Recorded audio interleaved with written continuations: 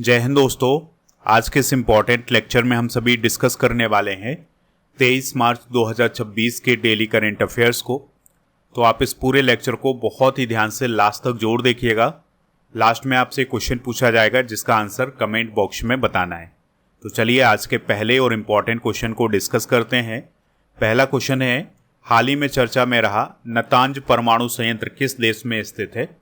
तो इसका जो राइट आंसर हो जाएगा वो हो जाएगा ईरान। तो ईरान का जो नतांज परमाणु संयंत्र है ये हाल ही में चर्चा में रहा है, क्योंकि ईरान ने इस बात की पुष्टि की है कि अमेरिका और इजराइल ने उसके नतांज परमाणु संयंत्र पर संयुक्त हमला किया है। हालांकि ईरान के परमाणु ऊर्जा संगठन का यह कहना है कि संयंत्र पर हमला तो हुआ है, अटैक तो हुआ है, लेकिन कोई रेडियो एक्टिव रिसाव नहीं हुआ है। नतांज परमाणु संयंत्र ईरान के इस्फहान प्रांत में स्थित है और यह ईरान का प्रमुख यूरेनियम संवर्धन केंद्र है और अंतर्राष्ट्रीय परमाणु ऊर्जा एजेंसी यानी IAEA के द्वारा समय समय पर इसका निरीक्षण किया जाता है। बात करते हैं अंतर्राष्ट्रीय परमाणु ऊर्जा एजेंसी की, क्योंकि यहाँ से क्वेश्चन अक्सर एग्जाम में बनते हैं। तो इसे इंटरनेशनल एटॉमिक एनर्जी एजेंसी भी बोला जाता है। इसकी स्थापना 29 जुलाई 1957 को हुई थी।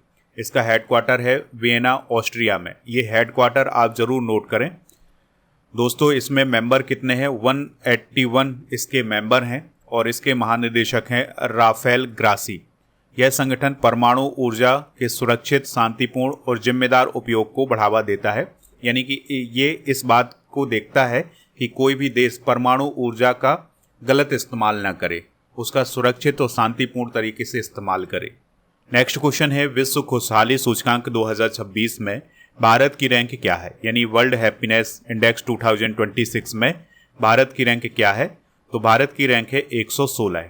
तो अभी यूनाइटेड नेशंस के द्वारा वर्ल्ड हैप्पीनेस रिपोर्ट 2026 को जारी किया गया था। इसमें 147 देश शामिल किए गए थे और टॉप पर कौन सी कंट्री रही है? वो रही है फिनलैंड। तो फिनलैंड लगातार 9वीं बार इस इंडेक्स में टॉप पर रहा है। भारत की रैंक 116 रही है। हालांकि 2025 में भारत की रैंक 118 रही है, यानी कि इस साल 2 अंकों का फायदा हुआ है भारत को। रैंक में सबसे अंतिम स्थान पर कौन सा देश है? अफगानिस्तान। 2026 की थीम थी सोशल मीडिया का युवाओं की खुशी पर प्रभाव, यानी कि सोशल मीडिया किस प्रकार से यूथ की खुशी को इफेक्ट कर रहा है, ये इसकी थीम थी। आपको एक पॉइंट जरूर याद रखना है कि विश्व खुशी दिवस कब मनाया जाता है? 20 मार्च को मनाया जाता है। विश्व के 10 सबसे खुशहाल देशों की बात करें तो फिनलैंड पहले, आइसलैंड दूसरे, डेनमार्क तीसरे, चौथे पर कोस्टा रिका, 5वें स्थान पर स्वीडन रहा है, 6ठे पर नॉर्वे, 7वें पर नीदरलैंड, 8वें पर इजराइल, 9वें नंबर पर लग्जमबर्ग और 10वें नंबर पर स्विट्जरलैंड रहा है। सबसे कम खुशहाल देशों की बात करें तो उसमें अफगानिस्तान है सबसे नीचे, फिर सियरा लियोन, फिर मलावी, फिर जिम्बाब्वे, फिर यमन। तो ये फैक्ट आप जरूर नोट करें, यहाँ से क्वेश्चन पूछा जाता है। अगला क्वेश्चन है, प्रधानमंत्री नरेंद्र मोदी किसके रिकॉर्ड को तोड़ते हुए सबसे लंबे समय तक सरकार के प्रमुख रहने वाले नेता बने हैं? आंसर हो जाएगा पवन कुमार चामलिंग। तो सिक्किम के पूर्व चीफ मिनिस्टर पवन कुमार चामलिंग का रिकॉर्ड तोड़ दिया है प्रधानमंत्री नरेंद्र मोदी जी ने, और वो सबसे लंबे समय तक सरकार के प्रमुख रहने वाले नेता बने हैं। तो गुजरात के मुख्यमंत्री और प्रधानमंत्री के तौर पर सरकार के प्रमुख के रूप में उनके 8,931 दिन पूरे हो गए हैं और सिक्किम के पूर्व मुख्यमंत्री पवन कुमार चामलिंग सरकार के प्रमुख के रूप में 8,930 दिन रहे हैं। यानी कि पवन कुमार का अब रिकॉर्ड मोदी जी ने तोड़ दिया है। दोस्तों प्रधानमंत्री मोदी जी गुजरात के मुख्यमंत्री पहली बार कब बने थे? 7 अक्टूबर 2001 को। और पहली बार प्रधानमंत्री कब बने थे? वो 26 मई 2014 को। तो उनका जो राजनीतिक सफ़र रहा है 24 सालों का राजनीतिक सफ़र रहा है, जिसमें वो 14 साल गुजरात के मुख्यमंत्री रहे हैं और पिछले 11 सालों से वो देश के प्रधानमंत्री भी हैं। पीएम मोदी के नाम कुछ और रिकॉर्ड हैं, जैसे वो गुजरात के सबसे लंबे समय तक सेवा करने वाले मुख्यमंत्री हैं, मुख्यमंत्री के रूप में सबसे लंबे अनुभव वाले प्रधानमंत्री हैं, स्वतंत्रता के बाद जन्म लेने वाले पहले प्रधानमंत्री हैं, लगातार 3 बार प्रधानमंत्री बनने वाले पहले गैर कांग्रेसी नेता हैं नरेंद्र मोदी जी। दोस्तों, लगातार सबसे लंबे कार्यकाल वाले 6 प्रधानमंत्रियों की बात करें तो उसमें टॉप पर हैं जवाहरलाल नेहरू, जिन्होंने प्रधानमंत्री के तौर पर 6126 दिन काम किया है। और दूसरे नंबर पर आते हैं मोदी जी, जिनके 4318 दिन हो गए हैं। अगला क्वेश्चन है, ग्लोबल टेररिज्म इंडेक्स 2026 में भारत की रैंक क्या है? आंसर हो जाएगा 13। तो 2026 के लिए ग्लोबल टेररिज्म इंडेक्स 2026 जारी किया गया है, तो इसमें भारत 13वें स्थान पर है। तो दोस्तों, ये जो इंडेक्स है यानी ग्लोबल टेररिज्म इंडेक्स है, इसको institute for economics and peace के द्वारा जारी किया गया है। 163 इसमें कंट्री शामिल हैं और इसमें आतंकवाद के प्रभाव का विश्लेषण किया गया है और यह इसका 12वां संस्करण था। आतंकवाद से प्रभावित टॉप 3 देश कौन कौन है? पाकिस्तान, यानी यहाँ पर आतंकवाद सबसे ज़्यादा है, फिर बुर्किना फासो और फिर माली है। भारत की रैंक 13वें नंबर पर है और 2025 में भारत 11वें नंबर पर रहा है, यानी भारत को 2 अंकों का सुधार हुआ है। यहाँ पर आपको एक बात याद रखनी है कि जिसकी जितनी कम रैंक होगी, इसका मतलब है उस देश में उतना ही कम आतंकवाद है, यानी कि आतंकवाद का प्रभाव उतना ही कम है। तो सबसे ज़्यादा आतंकवाद से प्रभावित देश कौन है? वो है पाकिस्तान, फिर बुर्किना फासो, फिर माली। भारत की स्थिति की बात करें तो 2025 में 43% की गिरावट के साथ भारत में आतंकी हमले कम हुए हैं, ये इस इंडेक्स में बताया गया है। अगर हम ग्लोबल तौर पर देखें तो दुनिया भर में आतंकी मौतों में 28% की गिरावट आई है। आतंकवाद से होने वाली मौतें कितनी हुई हैं 2025 में? ये हुई हैं 5582। और कितने हमले हुए हैं 2025 में? कितने आतंकी हमले हुए हैं? 2944। ये फैक्ट आप नोट कर लें। तो आतंकवाद से सबसे प्रभावित देशों की अगर हम बात करें तो पाकिस्तान पहले, फिर बुर्किना फासो, फिर नाइजर, फिर नाइजीरिया, फिर माली 5वें स्थान पर है, 6ठे पर सीरिया, फिर 7वें पर सोमालिया और फिर 8वें नंबर पर DRC है और फिर 9वें नंबर पर कोलंबिया और फिर 10वें नंबर पर है इजराइल। 11वें पर अफगानिस्तान है, 12वें नंबर पर कैमरून और 13वें नंबर पर है इंडिया। ठीक है, ये सारे इंपॉर्टेंट फैक्ट आप नोट कर सकते हैं। अगर हम बात करें institute for economics and peace की, तो इसकी स्थापना 2007 में हुई थी। मुख्यालय इसका सिडनी ऑस्ट्रेलिया में है। इसके संस्थापक हैं स्टीव किलीलिया और इसका उद्देश्य है शांति, व्यवसाय और समृद्धि के बीच संबंधों का अध्ययन करना। अगला क्वेश्चन है, वर्ष 2026 में 49वीं Yonex Sunrise junior national badminton championship की मेजबानी कौन सा राज्य करेगा? तो ये करेगा सिक्किम। ठीक है, तो दोस्तों, सिक्किम को 49वीं Yonex Sunrise junior national badminton championship की मेजबानी सौंपी गई है और ये टूर्नामेंट 14 से 21 नवंबर 2026 तक आयोजित किया जाएगा। आगामी खेल प्रतियोगिताएं डिस्कस करते हैं तो खेलो इंडिया ट्राइबल गेम्स 2026 की मेजबानी छत्तीसगढ़ करेगा। कॉमनवेल्थ गेम्स 2030 की मेजबानी अहमदाबाद में की जाएगी और FIH हॉकी विश्व कप 2026 की मेजबानी बेल्जियम नीदरलैंड करेगा। विश्व टेस्ट चैंपियनशिप की मेजबानी 2031 तक इंग्लैंड करेगा। एशियाई भारोत्तोलन चैंपियनशिप 2026 का आयोजन अहमदाबाद में होगा और 39वां राष्ट्रीय खेल यानी 39वीं राष्ट्रीय खेल 2027 की मेजबानी मेघालय राज्य के द्वारा की जाएगी। अगला क्वेश्चन है, सरहुल पर्व मुख्य रूप से किस राज्य क्षेत्र में मनाया गया है?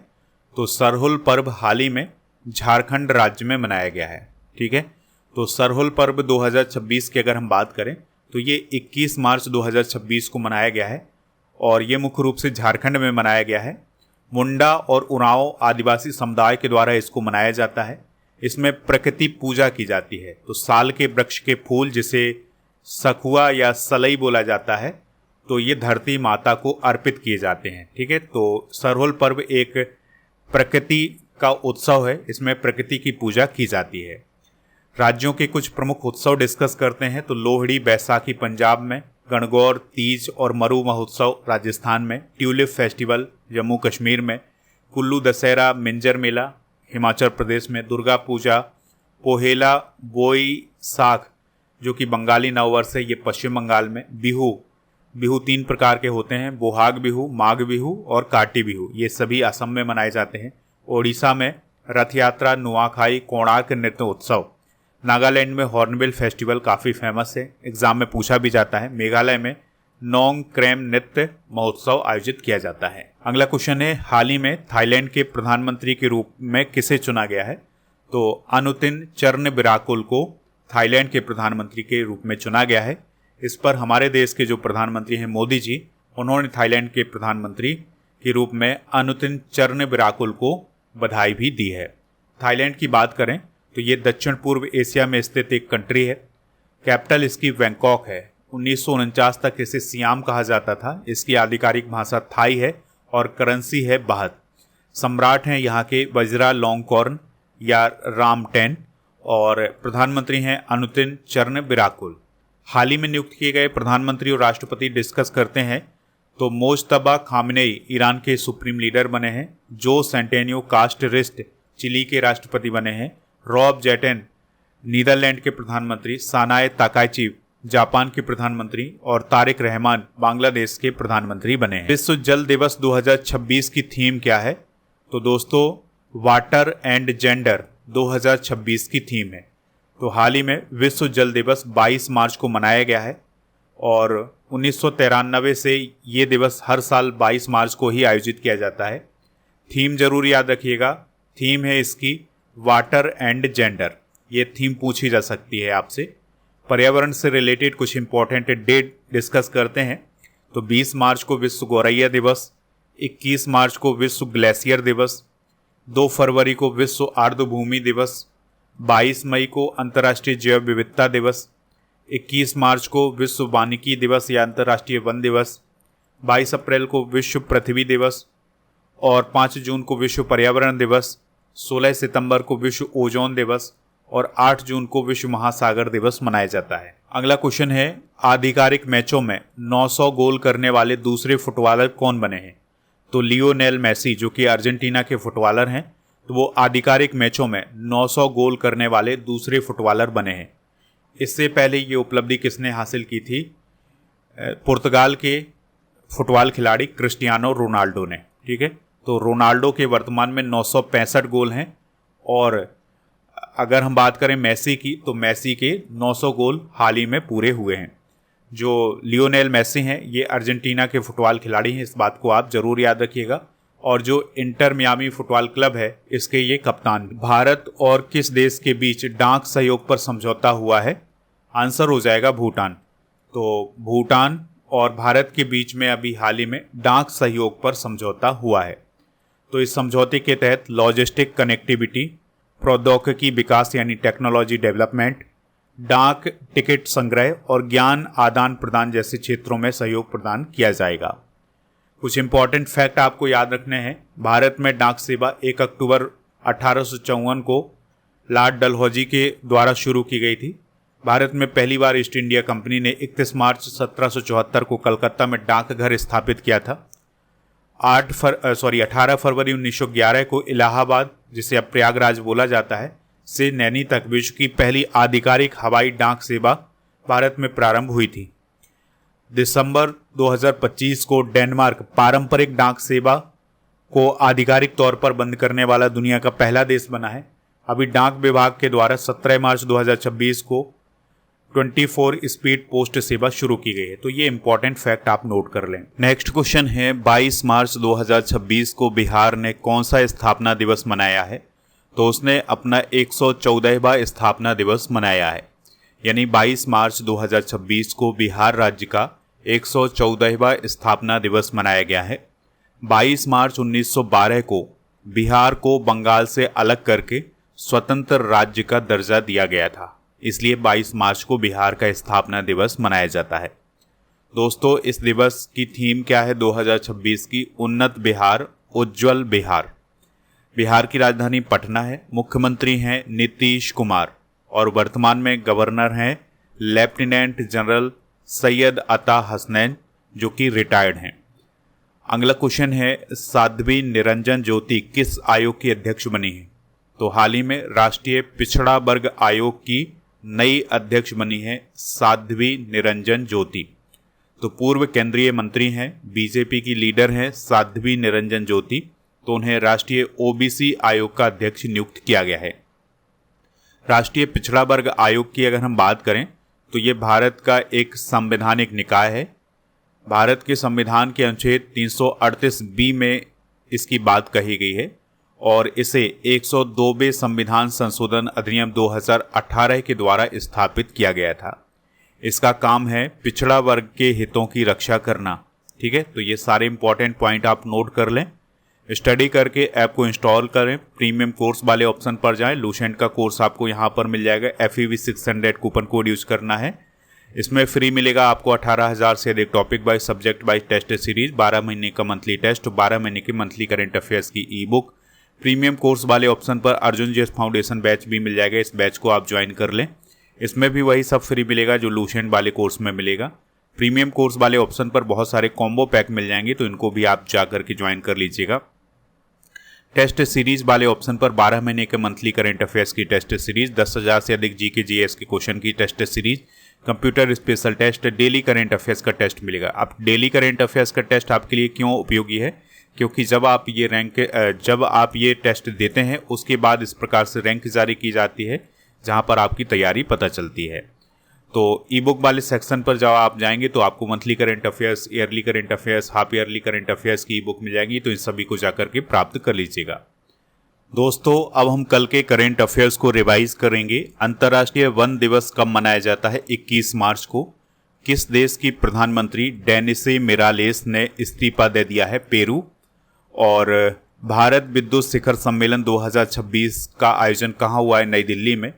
अंडों पर उत्पादन तिथि और एक्सपायरी डेट लिखना अनिवार्य करने का निर्णय किस राज्य सरकार ने लिया है? उत्तर प्रदेश। विक्रम दोराई स्वामी किस देश में भारत के राजदूत बने हैं? चीन। डिजिटल ट्विन क्या है? तो किसी भौतिक वस्तु का डिजिटल प्रतिरूप है। मध्य प्रदेश के CM डॉक्टर मोहन यादव ने जल गंगा संवर्धन अभियान के तीसरे चरण की शुरुआत कहाँ से की है? इंदौर। HDFC बैंक के चेयरमैन कौन थे जिन्होंने पद से इस्तीफा दिया है? Atanu Chakraborty. National council for vocational education and training ने किस विदेशी संस्था के साथ समझौता किया है? ऑस्ट्रेलियन स्किल अथॉरिटी के साथ। जनवरी 2026 तक भारत की कुल स्थापित ऊर्जा क्षमता कितनी हो गई है? 520.51 मेगावाट। दोस्तों, आज के जनरल नॉलेज के पिटारे में हम प्रमुख ऐतिहासिक घटनाएं डिस्कस करेंगे। जैसे 1930 में प्रथम गोलमेज सम्मेलन हुआ था, 1931 में द्वितीय गोलमेज सम्मेलन हुआ था, 1932 में तृतीय गोलमेज सम्मेलन हुआ था। आपको एक फैक्ट और याद रखना है कि इन तीनों गोलमेज सम्मेलनों में हिस्सा लेने वाले व्यक्ति कौन है? तो वो है डॉक्टर BR अम्बेडकर। 1932 में सांप्रदायिक निर्वाचक प्रणाली की घोषणा की गई थी। 1932 में पूना पैक्ट हुआ था। 1942 में भारत छोड़ो आंदोलन शुरू हुआ था। 1942 में क्रिप्स मिशन का आगमन हुआ था। 1943 में आज़ाद हिंद फौज की स्थापना हुई थी। 1946 में कैबिनेट मिशन का आगमन हुआ था। 1946 में संविधान सभा का निर्वाचन हुआ था। 1946 में अंतरिम सरकार की स्थापना हुई थी। 1947 में भारत के विभाजन की माउंटबेटन योजना तैयार हुई थी। 1947 में भारतीय स्वतंत्रता भारत को स्वतंत्रता प्राप्त हुई थी। तो ये सारे इंपॉर्टेंट फैक्ट आप नोट कर लें। कल के करंट अफेयर्स में आपसे जो क्वेश्चन पूछा गया था उसका आंसर था ममता कालिया, यानी हिंदी का साहित्य अकादमी पुरस्कार किसे दिया गया है? तो ममता कालिया जी को दिया गया है। आज आपके लिए क्वेश्चन है, भारत के वर्तमान में डिफेंस मिनिस्टर कौन है? और मोदी जी का और मंत्रिमंडल आप बता सकते हैं तो कमेंट बॉक्स में ज़रूर बताइएगा। और इसके अलावा दोस्तों, आप स्टडी करके टेलीग्राम चैनल को ज्वाइन कर लें जिसका नाम स्टडी कर ऑफिशियल है। ई बुक वाले सेक्शन पर आपको GK GS की ये सभी ई बुक मिल जाएंगी, तो इनको प्राप्त कर लें। और दोस्तों, टेस्ट पास वाले ऑप्शन पर आपको बहुत सारे टेस्ट मिलेंगे हर एक एग्ज़ाम के लिए, तो इनको भी आप प्राप्त